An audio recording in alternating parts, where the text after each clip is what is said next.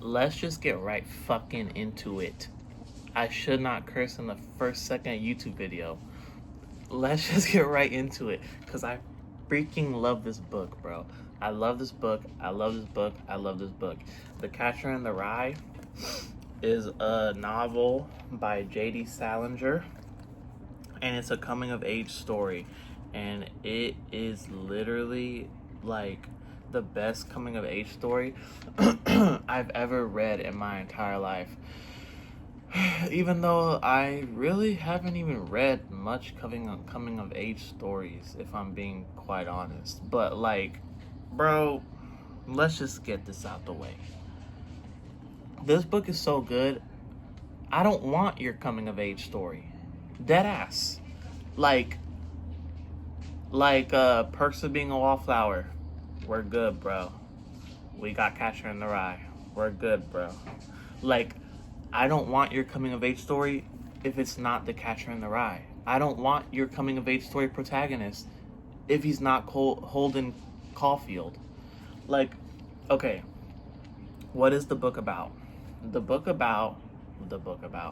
book is about is this boy named Holden Caulfield, and he recently has just gotten kicked out of his school for flunking everything except English and some other class. But he makes a thing about English and it comes back later in the story. Whatever. He flunks out of school and he is just depressed. One of the main reasons why he's depressed is because his brother, Ali, his younger brother, Ali, has died a while ago from cancer. And cat moment. His younger brother Ali has died from cancer, so he's very freaking depressed about that. But yeah, and his older brother named DB is a famous writer, so he's off in Hollywood writing big movies for Hollywood on the big screen. And then his parents don't really give a fuck. They only care about his school and shit. And then the only person who he actually has left at home that actually likes him is his younger sister, Phoebe. But she's like a little kid, so it's not like she can even relate to him. So not only that, but he also just has this like pessimistic viewpoint of the world, where he pretty much thinks that everyone is like a phony. That's what he calls them. That's a word that is reoccurring throughout the whole book, is phony. Like, basically, to Holden, a phony is someone that goes around life acting as if this shit doesn't fucking suck sometimes. You know, like these fucking people that cannot just admit that life fucking is stupid as shit sometimes, and that you even existing in society is the dumbest shit in the world at times. That's who a phony is. Someone who like puts on some fucking act to make people think that there's something that they're not, because they're trying to fit in to societal expectations that they've either placed on themselves or someone else has placed on them, or whatever. That's what a phony is. And that's what Holden is not. He's not a phony. He is always saying what he feels, no matter who it is. What the fuck? This cat, bro. He's always saying how he feels, no matter who it is, no matter what they're talking about. If he has to ruin a moment with someone, he'll say it, because he cannot stand phonies. And the only time that he won't tell you something is if because he thinks you're so phony that it's pointless. So he is just the phony detector. So yeah, he's depressed. He got kicked out of school once again because this isn't the first time. He's flunked out of like 4 previous schools before this. The one he's at now is called Pensy State, which was actually a really good school. So he finally flunked out of this one. So now he's basically in the headspace like, damn, I'm fucked.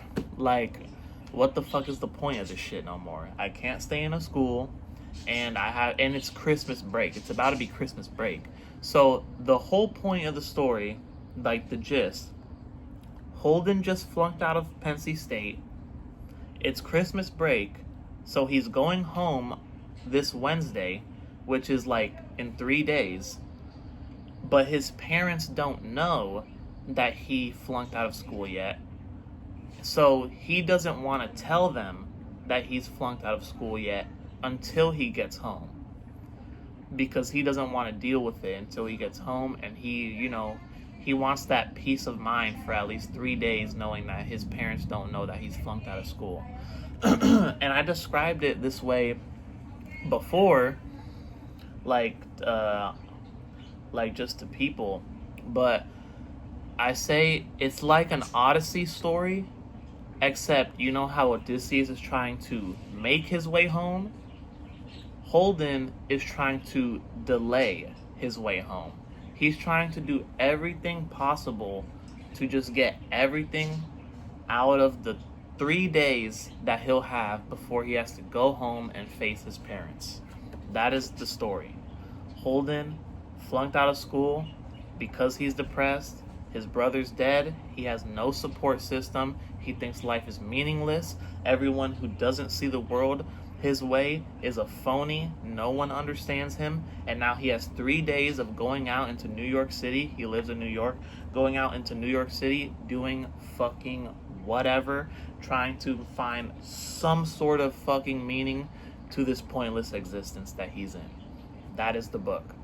It's just a book of him going around New York, observing reality, talking about it because it's in first person. So it's like the book is written as if Holden himself is telling you the story. Like, and then it comes back in the last chapter where you like are like, oh, so this is where he is. I'm not gonna spoil it, but like Holden is telling you the story. So you, the person reading it, are like pretty much like listening to him tell you the last Christmas he had. Because this is also apparent in the first chapter. It's obvious that the Holden telling the story is like 1 year removed from all the events that are happening. So this is like last Christmas events that the story takes place, and then current Holden is the one telling you everything. So he has like foresight, he's able to let you in on stuff that's gonna happen and stuff. But yeah, I love this book so fucking much. I think Holden Caulfield is the most relatable character ever.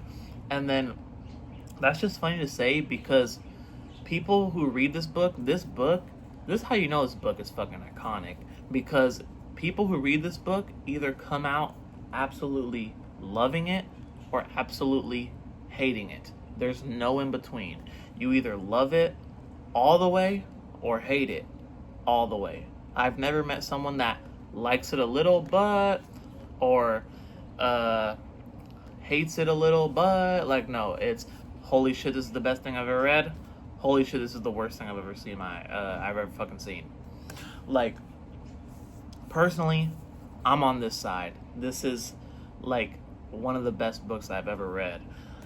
Because for me, Holden Caulfield is just super relatable. And it's like the people who make it seem like you're not supposed to hate him a little bit are what get me.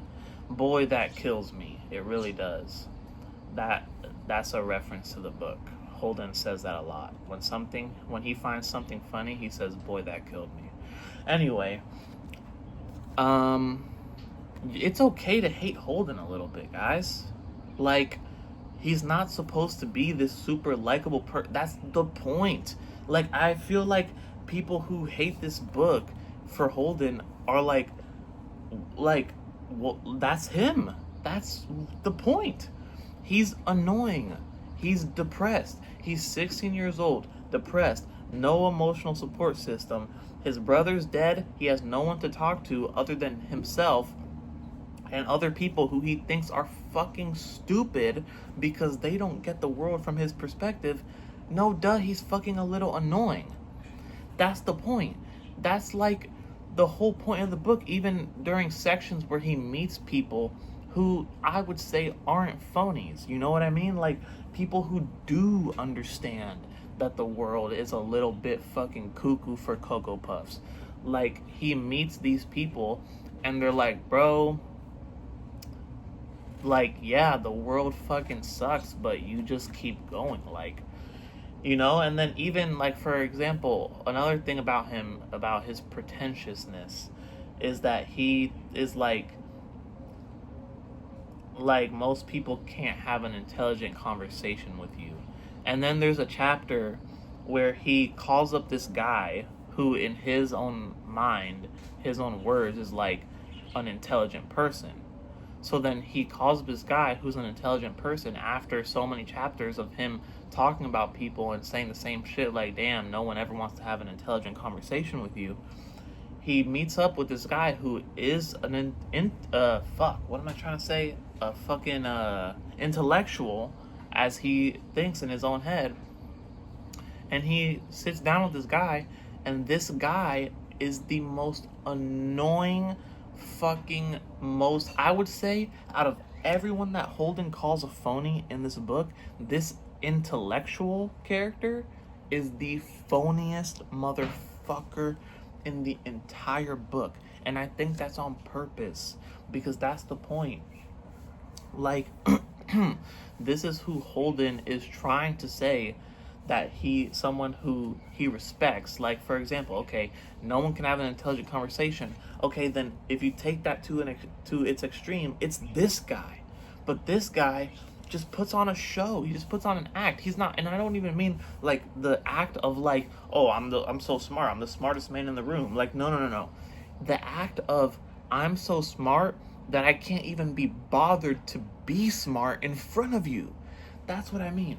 Like the guy who's so smart that it's almost like a nuisance for him to be the smartest guy in the room. That's how that guy was acting.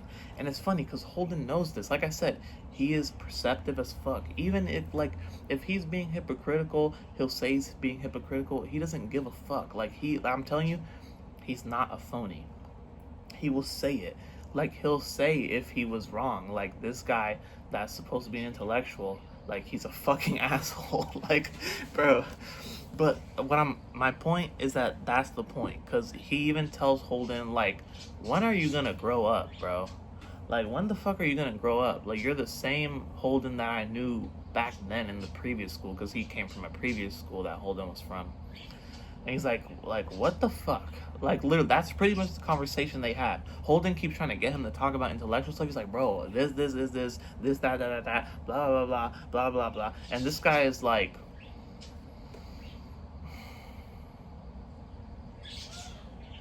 what the fuck, bro? Is this what you called me here? To be a fucking idiot? Like, that's pretty much the whole conversation. And even though you would think that's a wake-up call for Holden, like I said, he's not a phony. He understands this guy's a fucking pretentious idiot. He just needs something to be entertained with. That's the whole book. The whole book is just Holden entertaining himself because he thinks the world is fucking pointless and stupid. So even stuff like that, where someone who he thought he respected is telling him to grow the fuck up, you would think that would be like a gut punch to him. But he's not that kind of character at all. He finds that shit amusing because it's like he already thinks everyone's a phony. So he's like, of course this guy who I respected is telling me to grow up and is fucking looking down on me like this guy's a fucking dumbass. Like, anyway. I like this book because it's real. If you've never felt how Holden has felt at one point, then what fucking life are you even living? I'm not saying you have to stay like that. I feel like that's the point of the book. The point of the book is to not be Holden Caulfield. It's taking this like existential fucking shit and putting it to the max. And not even, because I swear, I bet you there's better existential-esque characters than Holden Caulfield. He's literally just chill. He just doesn't give a fuck, but he does. Like, he does. His non-phoniness is also an act, so you could say he's actually the biggest phony in the world, because there's points where stuff does get to him. I'm just saying that he has thick skin because of this fucking philosophy that he has, that everyone is a phony, and that he's like the only person who sees the world for how it really is. So yeah, I like this book because yeah, it's real. Like, he just goes around talking about people, like perceiving the world and just calling out a bunch of bullshit that like people do when you could tell they have like societal expectations, and it's explained in a way where it's like, yeah, like that's fucking real. Like, one, for example, one that I really liked was like, he's talking about how he's actually kind of mature for his age, but because he likes to be immature to amuse himself sometimes, people always think that he's just this immature boy.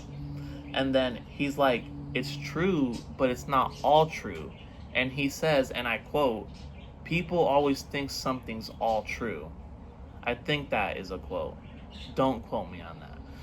So, yeah, saying how because he's immature sometimes, people assume that he's immature all the time. But he's saying that's not true, because that's not how humans work. That's what he's saying, is that people are fucking phonies. They think something is all true when it's not, and it's so dumb to even think that way. So it just ruins moments for him, because he can't be immature even for a second without adults giving you that look like, oh, this is a boy that's gonna struggle in the future. You know what I mean? That's Holden. He is okay being the person who is perceived to fail in the future. He is okay being the boy that teachers think is gonna fucking be a bum on the street. He's fine with that. It's just stop being such a phony ass bitch. That's his whole point. It's like, why can't he just be immature this 1 second without you thinking that he's a fucking idiot? You know what I mean? And then another thing about him is that he's, like I said, he's super perceptive. And there's this point, I love this point in the book. There's this point, it's literally in the beginning. This is another thing. Yes, perfect segue. Because Holden is so perceptive, he really dislikes people who aren't that way. And the reason why I like this in the book is because it's written in a really good way, whereas something mentioned chapters and chapters in the past, like previous chapters, will be mentioned again later in a way where you're like, wow, like this feels like a real world in this book. Like, this book feels like a real world that exists. Like I can picture Holden in front of me telling me this story, and he just remembered something that he said previous chapters earlier. Like, I'm telling you, it's weird that I'm saying it, but the way I say it, but it's true. Like, you would think that if the author brought something up, he would talk about it there. But I mean this in the way where it's like, you know, when you just say like something, like just like a throwaway line, like, oh yeah, it makes me think of whatever, this person, yada. That's how Holden talks. He talks like a real person. So he'll just say in one chapter, like, and then this, and this happened, and it made me think about this person that I met this one time. And then, like, 10 chapters later, that person that he met that one time that he just said randomly will come back, and then he'll go into more depth about that person, and then sometimes they'll even come into the story, and you'll be like, wow, the author planted that seed for you to remember that, because it was going to become important later. And it's like, it's super real. Like, it's real ass dialogue, authentic ass dialogue. Like, I'm telling you, even the last chapter references people from the first chapter. Like, I'm telling you, it's just really good writing. And yeah, I was gonna say, Holden hates people that aren't as perceptive as him, because it's like, if you're phony, right, you don't really see all the other phoniness that goes on in the world or in people. So there is this one guy that he's roommates with at his school. It's in the first few chapters before he leaves and goes on his little, his little Odyssey story for 3 days. His name is Stradlater. He's kind of like the bad boy kind of character. Maybe not bad boy, I should say pretty boy kind of character. Obsessed with his looks, dumb as hell, but, good guy deep down. That's Stradlater. Like, literally, like, cliche pretty boy character. Always doing his hair, always in the mirror, like, smooth talking ass dude. That's who Holden is friends with and roommates with in Penn State, his school.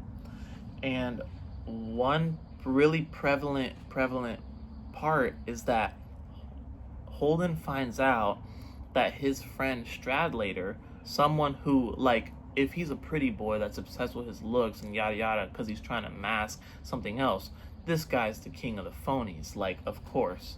But Holden thinks he's a good guy deep down, because like I said, Holden is fine being a hypocrite. He knows that even phonies can be good people.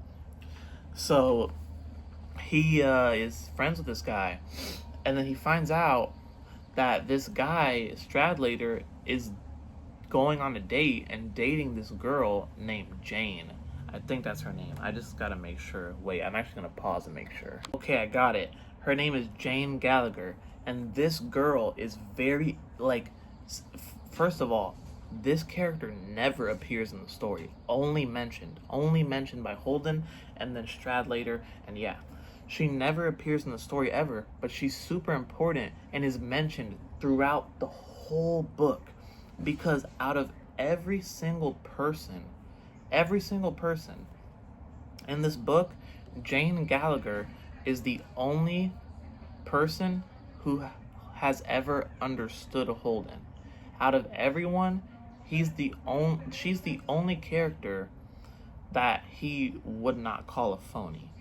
Like, she actually understood, like, the world in the way that he understands the world.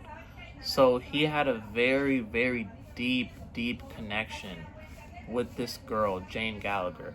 He knew her for a while, and then I guess they just drifted apart. Like, they used to hang out all the time. They were best friends.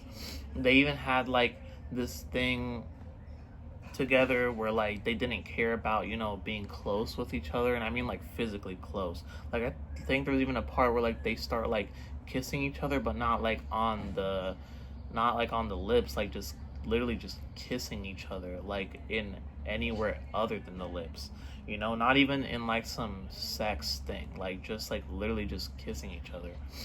Like some intimate ass moment,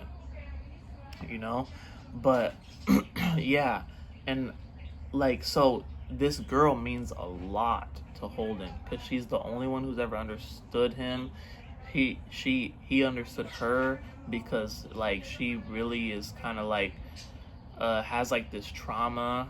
It's like subtly said that, like, not like said, but like implied that something has happened to her with her stepdad. And Holden even asks her if it's, what everyone would be wondering, like, did he touch you or something? But she says no, and then he just says, and then I never found out what happened to her. Like I said, the dialogue's very realistic. Like, you would think that you would get a closure to that, but it's completely left ambiguous. Like, in real life, you don't always find out everything you want to know, even if it's something, like, very important like that. It's just one time they were playing a board game. The stepdad came in to talk to Jane about something. I think he was looking for something. And then she just got super squirmish, didn't want to speak, looking down at the ground. And then, yeah, and then after he left, she started to cry. And then that's when Holden was comforting her. And then that's when he asked her. And then she says no. And then that's it. You never find out why. but like it's obviously heavily implied, but like she says no, and then that's really about it. So you actually just never know, but you know, you can infer. Um, yeah, so Holden was like very important to this girl, and she's very important to him. So then when he finds out that she's dating this guy Stradlater, the king of the phonies, he's like, wow, that's crazy. Like, that's insane. So it's like, ever since, like, literally, as soon as Stradlater mentions, oh, I'm going on a date with Jane Gallagher, it's like, the story completely changes. Like that scene in fucking Doctor Strange where he touches the shit and then he gets fucking blown away. Because then Jane is mentioned in almost like every single chapter.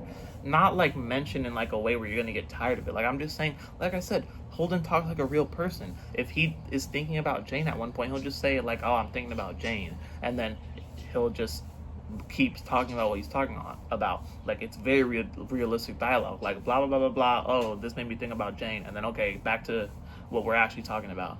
You know. So she's mentioned a lot, but mentioned in a way where it's like, oh yeah, what I was still getting on before I move on to this. Stradlater, because he's a pretty boy, of course he's a player. He doesn't actually give a fuck about Jane. He's more so just going on a date with this girl, like, because he's those dudes that just go on dates with girls and just see them as, you know, numbers to be racked up in their date list, you know? So he's just going on a date with this girl just for the sake of going on a date with a fucking pretty girl, you know?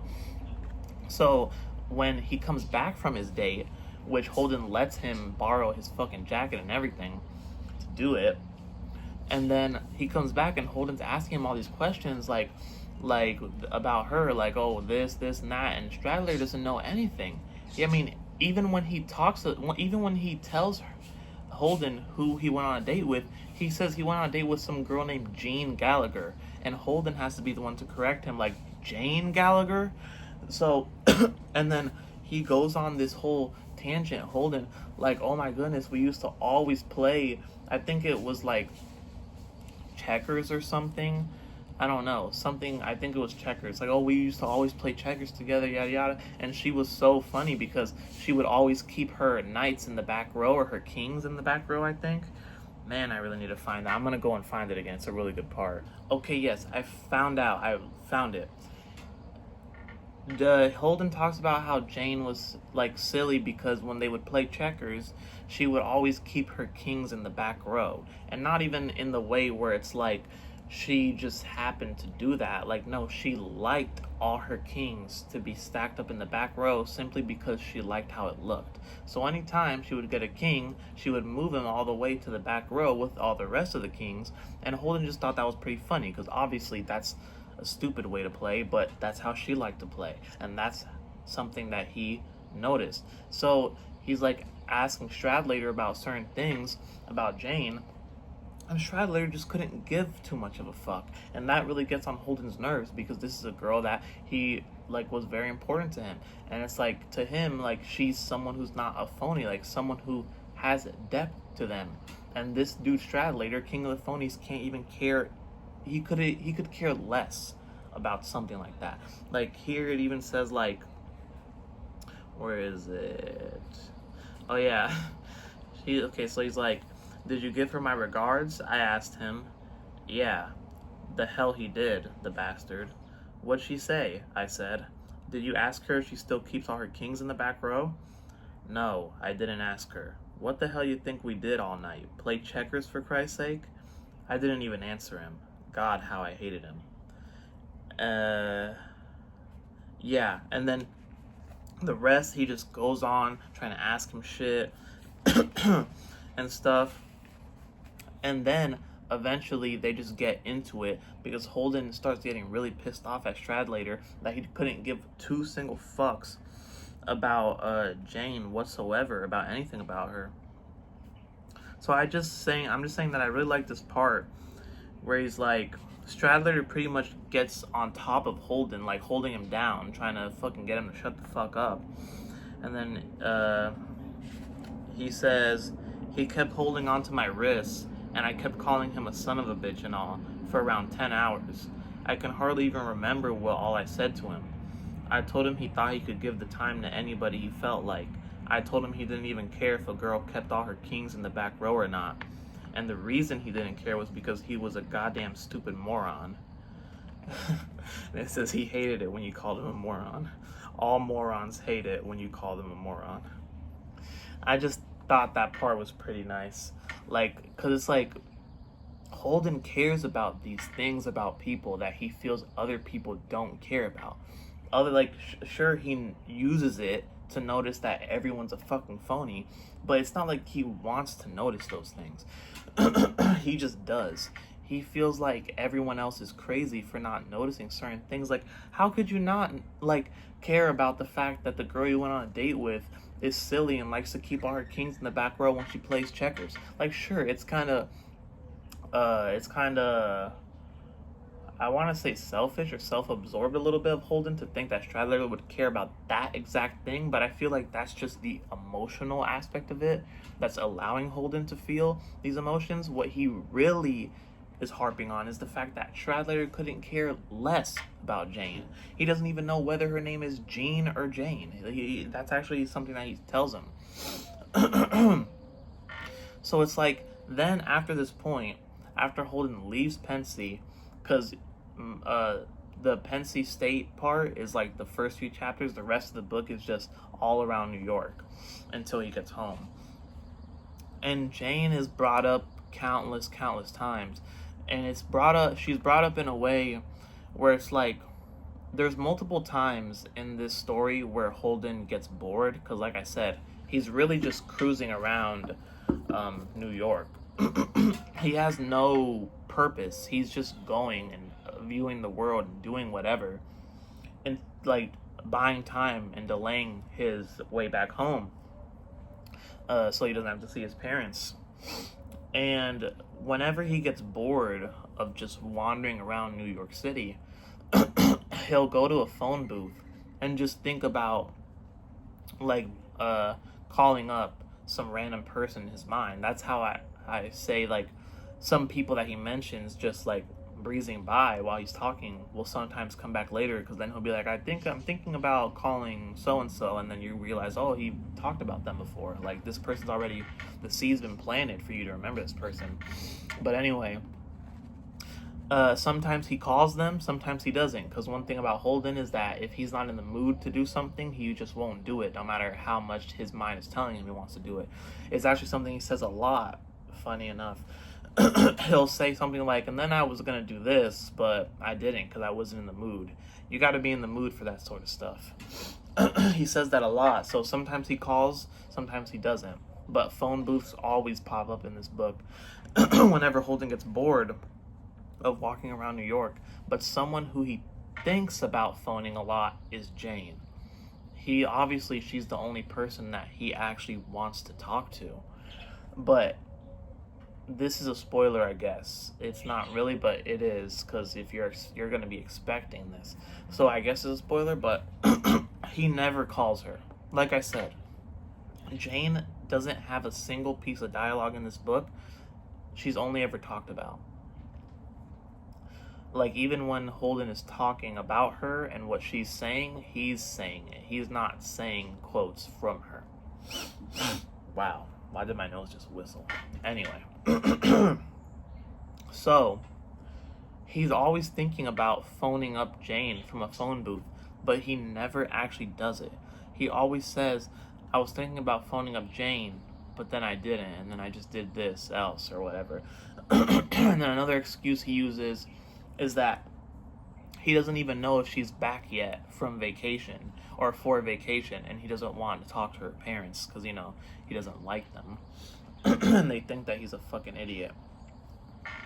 And they didn't even want him to be friends with Jane in the first place, whatever. But that's a god damn, bro.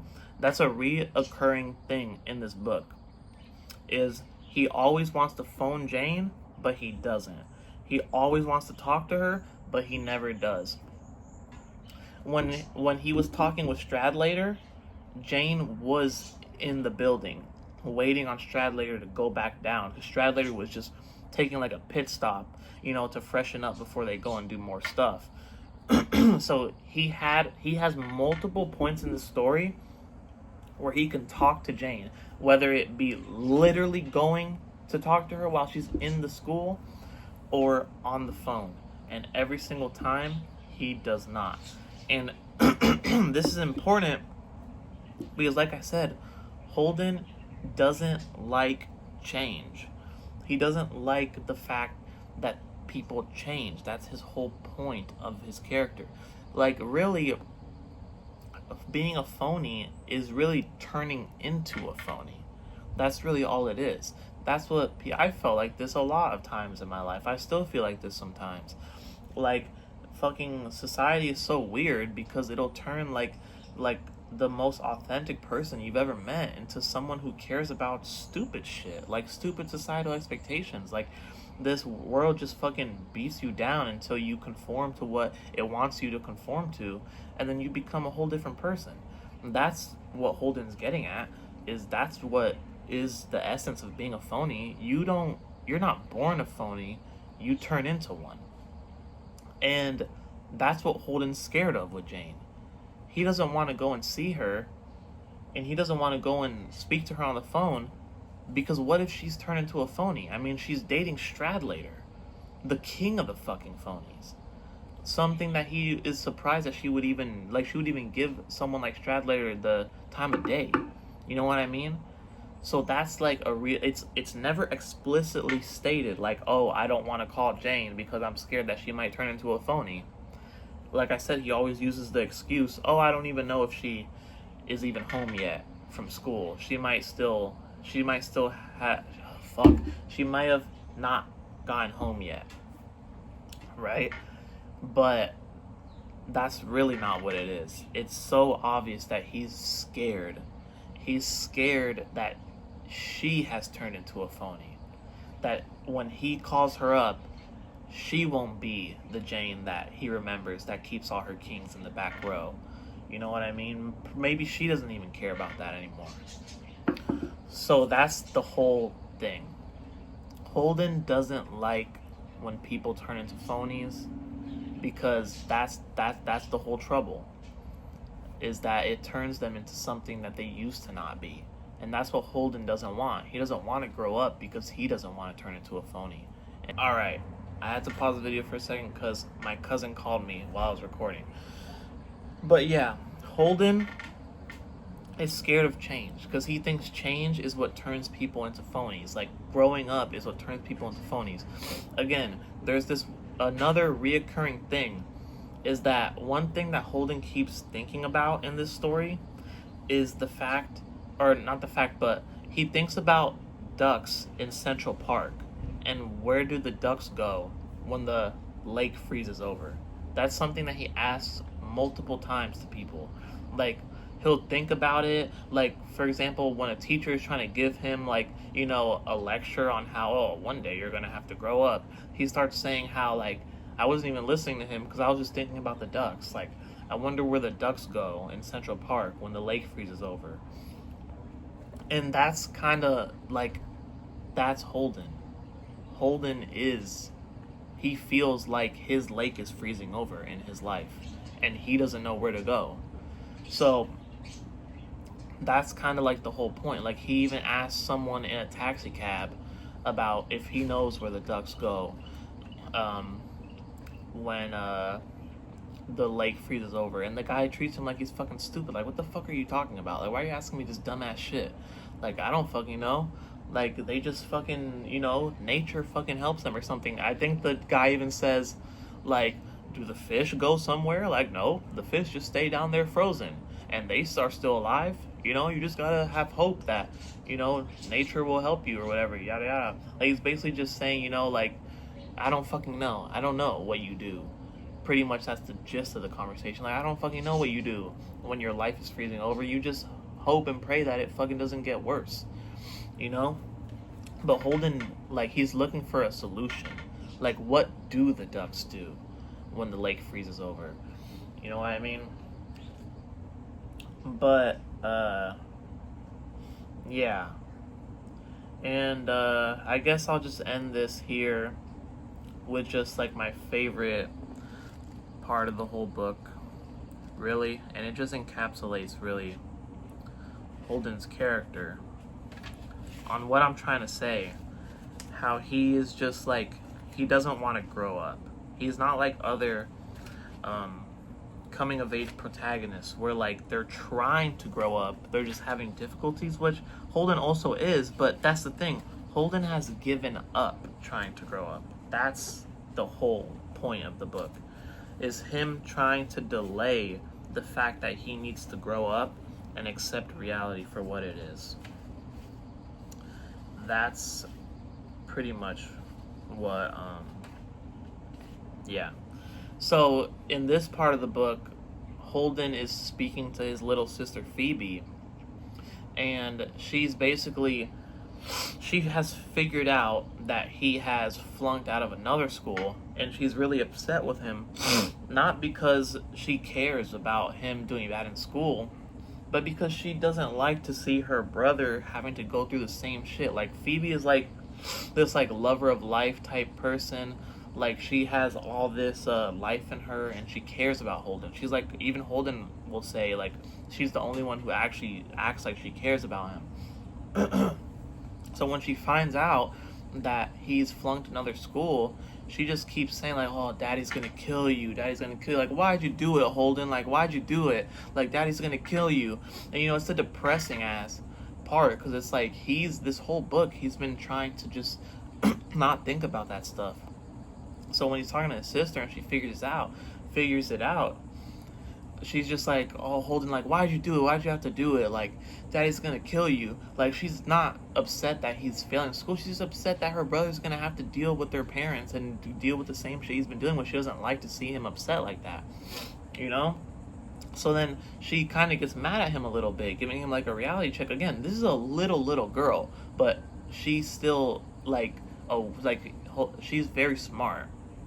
And she's like, "What do you even like? Like, what do you like? You don't like anything." Which, again, amazing part of the book, amazing dialogue, because this is the part of the book I'm talking about is in this section, meaning that you've already read all of this. Once you get here, all of this is Holden talking about everything that he doesn't like about people. So then once you get here, and then she's like, "You don't like anything. Like, you don't like anything," then that's perfect.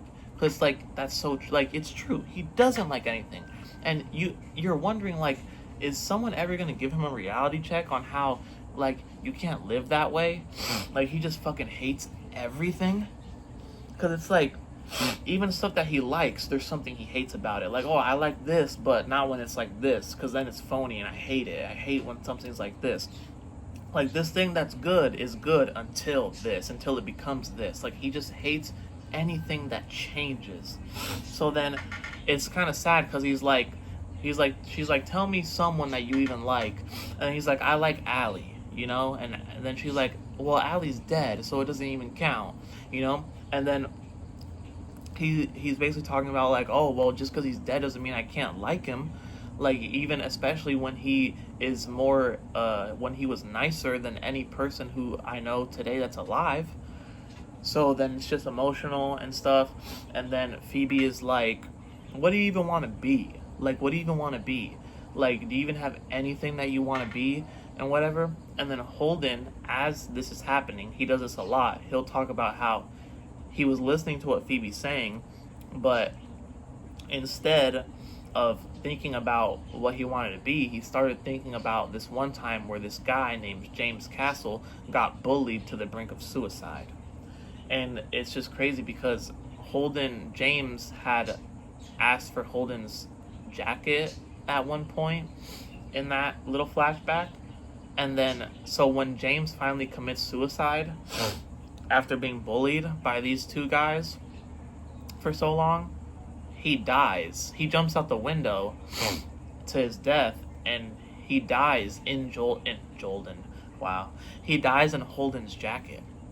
So it's like Holden can almost see himself in that boy that committed suicide after realizing that he got all the way to the edge, you know? And that's what he's thinking of when he says, when his sister asks him what he wants to be. He's thinking of this guy who was wearing his jacket that committed suicide and died in his jacket. And it's perfect for what he says next, because then when he finally answers what he wants to be, then he says, anyway, I keep picturing all these little kids playing some game in this big field of rye and all. Thousands of little kids, and nobody's around. Nobody big, I mean, except me. And I'm standing on the edge of some crazy cliff. What I have to do, I have to catch everybody if they start to go over the cliff. I mean, if they're running and they don't look where they're going, I have to come out from somewhere and catch them. That's all I do all day. I just be the catcher in the rye and all.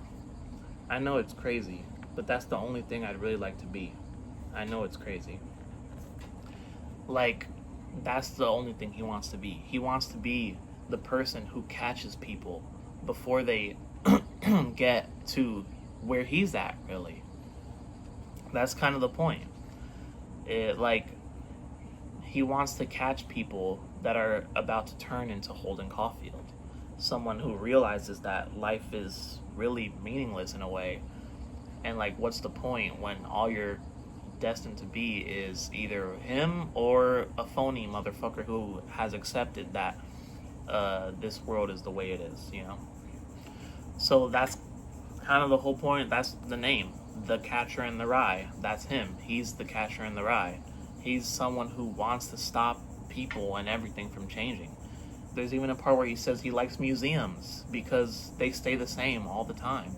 You could go to a museum at any point in time, and if the same stuff is there, like if they didn't change the attractions, like everyone will be in the same place, in the same point in time, in the same everything, and they won't change. And that's the essence of the Catcher in the Rye, to stop things from changing and turning into a bastardized version of themselves. But yeah, I really, really like this book. It resonated with me heavily. But yeah, I give it literally an A+. An A+.